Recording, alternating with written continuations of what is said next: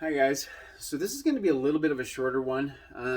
Something that was put on my heart in regards to the journey, being inside at such a young age. Not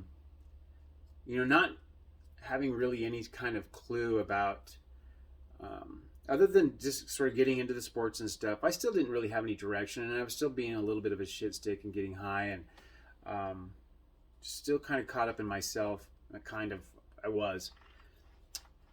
I do remember there being moments where, growing up in a house that was very abusive, mentally and physically, I feel like everybody just sort of expected my situation. And for some reason, I felt like, in looking back on it, it's like, it's okay, Sean. It's what we expected. I mean, I had teachers that were going, 5 years from now, Cameron's going to be in prison. And that's not okay. That's not okay. A friend of mine sent me a video, TikTok, loved it to death, and it really had an impact on the fact that for those of us that grow up in a world of adversity, be it our homes or just the entire surrounding environment, our friends, whatever that is, um, as a community, as a world, as a whole, we expect nothing less than failure from them. You're not expected to contribute to the community or the world around you. You're expected to be another number inside, or become a drug addict, or live on the streets, or die of a young age, and all those things. While I'm sitting in prison, I mean, I think that I was walking around, even though I took full responsibility for my actions, I don't feel like I took the next step of taking full responsibility of my actions until I started really diving into uh, the cognitive rehab. Sports prepared me to understand what it looks like to go all in on something. Bottom line, you guys know it. Those of you that find something that you really love and enjoy, you know what that looks like. I didn't want to jump into the world of programs and to figure out what's going on in this brain or that brain. Um, but yeah, the programs. I mean, I went all in because I never wanted again to have a conversation with someone and explain to them why it was that I made it okay to destroy their lives. Never again.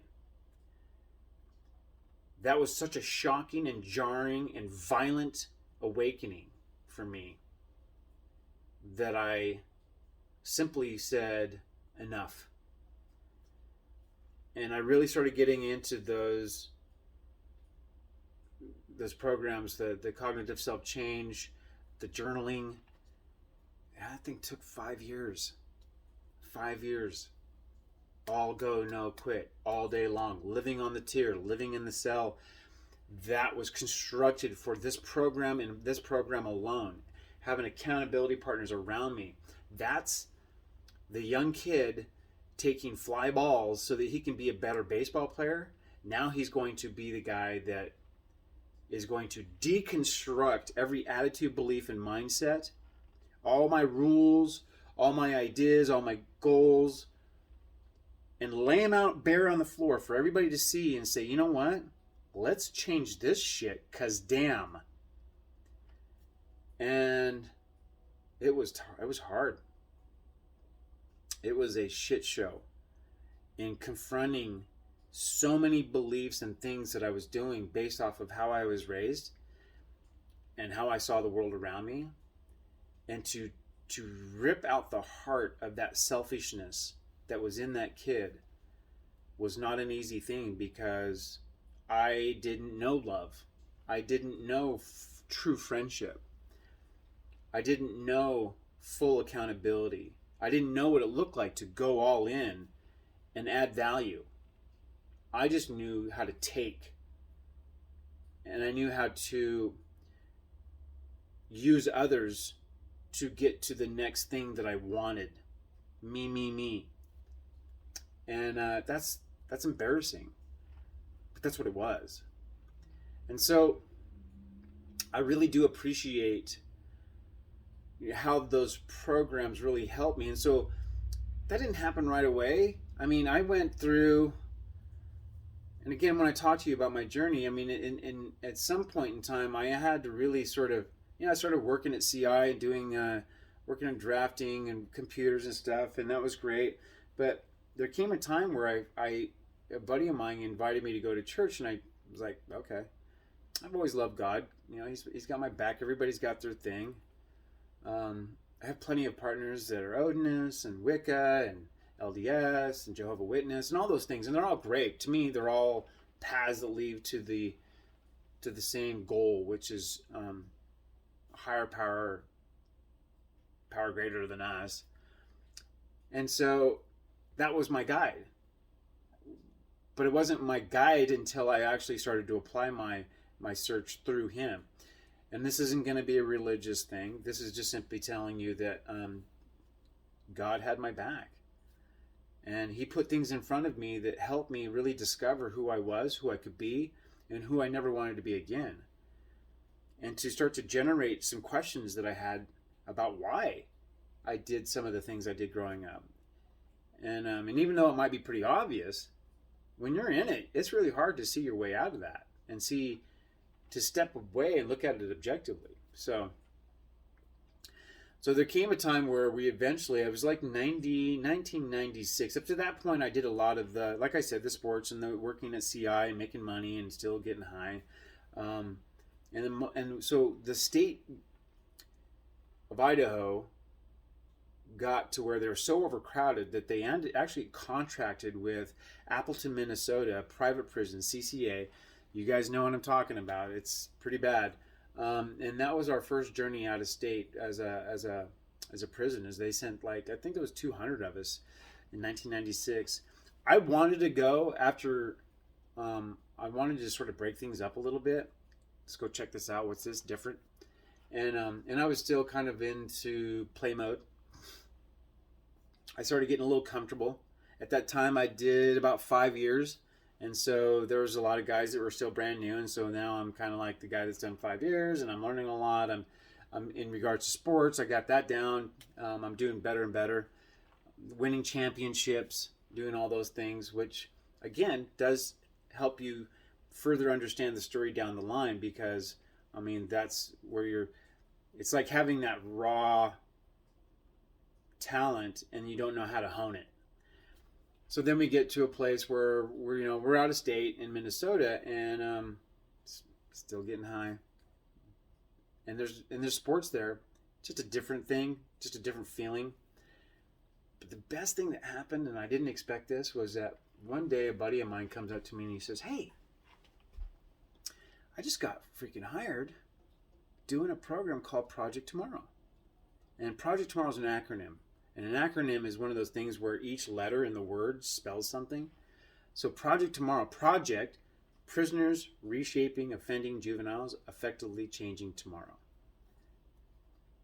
And so I'm like, hey, that's cool. So what are you doing? He's like, yeah, so these kids come from all around Minnesota, and they come into the prison. We go into the visiting room, we sit there and we talk to them, we give them our life experience. It's not a scared straight. We don't do that.